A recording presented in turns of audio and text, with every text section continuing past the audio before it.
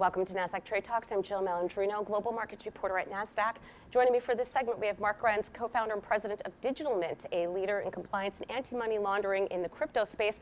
We are going to discuss the use cases for crypto and NFTs, how to safely access them, and ways to avoid scams. Marc, it is great to have you with us. Welcome to Trade Talks. Great, thank you. You got it. Thank you for having me. Let's start with the use cases for crypto and what to consider when investing in it. So from our vantage point, what we focus on is cash to crypto. So the instantaneous need for somebody to want to buy crypto and have an on-chain transaction.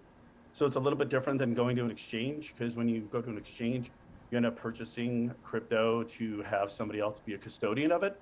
So the general use case from an exchange standpoint tends to be investments, investing, portfolio diversification, non-correlated assets, sort of something that's associated with buying something that has sort of a perception of a digital store of value.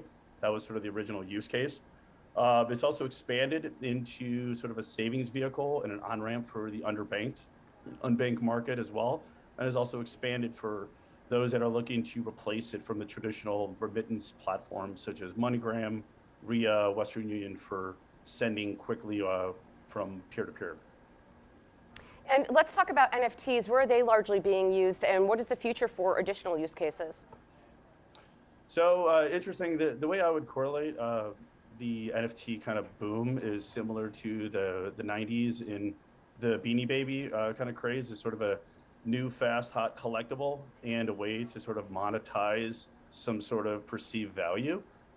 So the general concept of the NFTs itself is a way for somebody to create this value, whether it's art, whether it's a brand, whether it's somebody who has influence on Instagram, YouTube, or whatnot, to monetize that.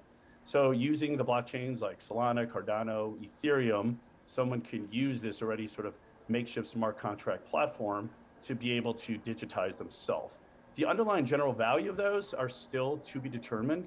There isn't a lot of knowns right now in terms of what the intrinsic or fundamental value of these are versus speculation, hype, or what somebody perceives that they want to purchase right now. Again, it's sort of similar to the .com boom in the 90s. So right now, I think it's sort of knowing the difference between gambling and knowing the difference between long-term investing. Looking at some of the NFTs jumping on some of the momentum and craze is a way that a lot of investors are jumping into this.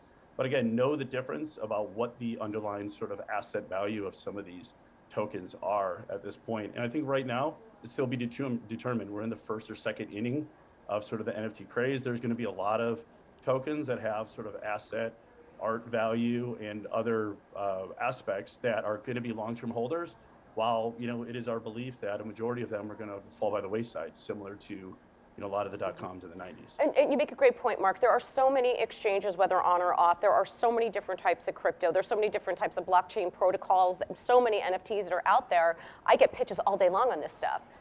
So what are the most common scams that are out there that investors and just interested folks should be aware of? Yeah, I think there's the where are the assets being held? Who is sort of number one.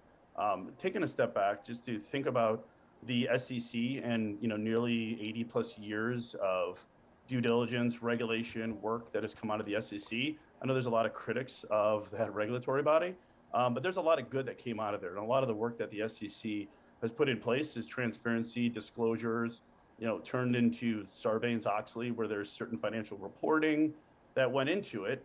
With the NFT market right now, because there isn't really much regulation, it's domiciled all over the world, you throw all that 80 years of work out the window.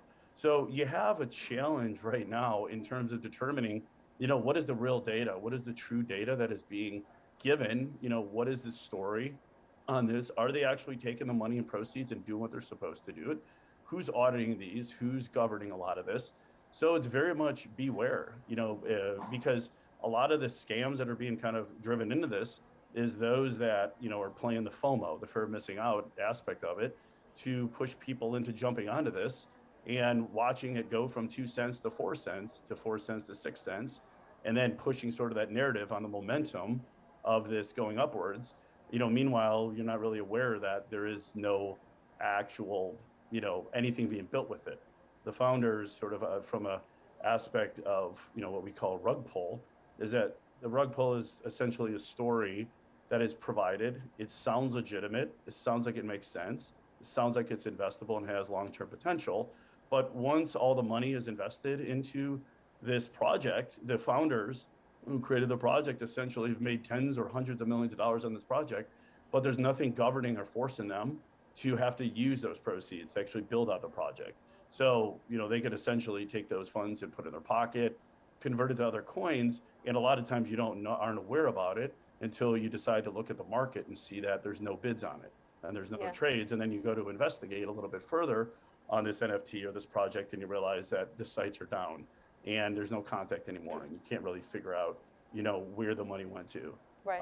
So it's very concerning right now, I think, overall, to pull it back in terms of trying to determine which is a scam and which is not, because there's not a lot of governance, especially in the United States, wrapped around it. Yeah, no, and I would agree with you. I wouldn't say everything the SEC has done in the past 80 years has been thrown out the window. I just think that they need to catch up with the technology and what's available. As you know, Marc, the technology always evolves way quicker than regulators in the US or elsewhere can wrap their heads around it and legislate. So me sitting here, what's the best way that I can avoid some of these scams?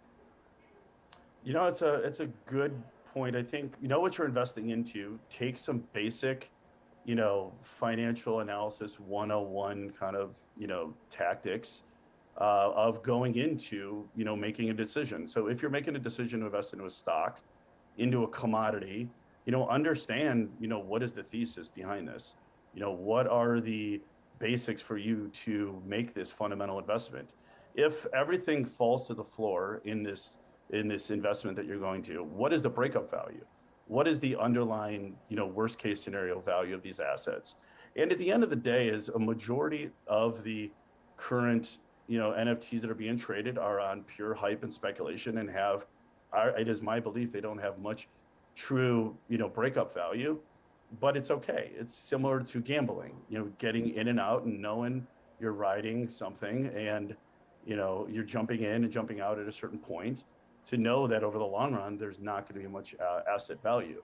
So I think, my recommendation is, kind of, if you're going to go in on momentum, have an out strategy.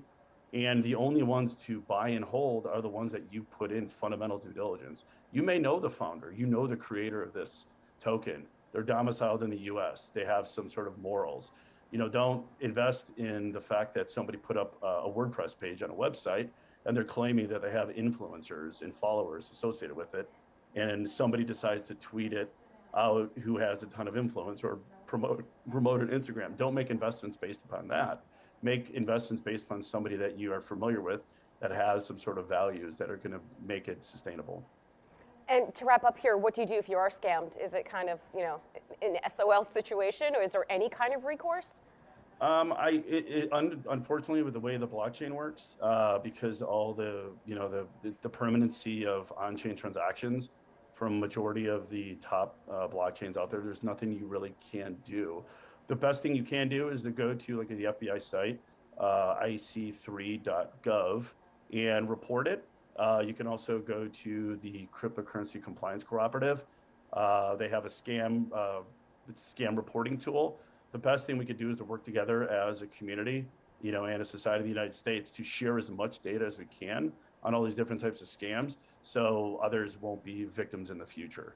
Yeah, that's a great point that you make. If the community wants to see further adoption, they're going to have to govern themselves and take it seriously, because I feel as if, one scam, it does not advance what we're seeing with the potential with this globally. So it kind of is disheartening when you see one actor in the community, because we always hear about the bad things, not always the good things, and it does get hyped. It only hurts further adoption. Yep. I think in the faster we are able to combat and look for patterns on ways that people and groups are trying to scam others, the more that we can be ahead of the curve to create sort of a new modern day sort of fundamental due diligence kind of a, best practice, so we can catch them early and often, stop them, and then, get the word out to everybody else that this is a scam, and hopefully we can do what we can, and the FBI and the other law enforcement can shut them down sooner than later before it gets out of hand. All right, Marc, appreciate the insight. Thanks for joining us on Trade Talks. I'm Jill Malandrino, Global Markets Reporter at Nasdaq.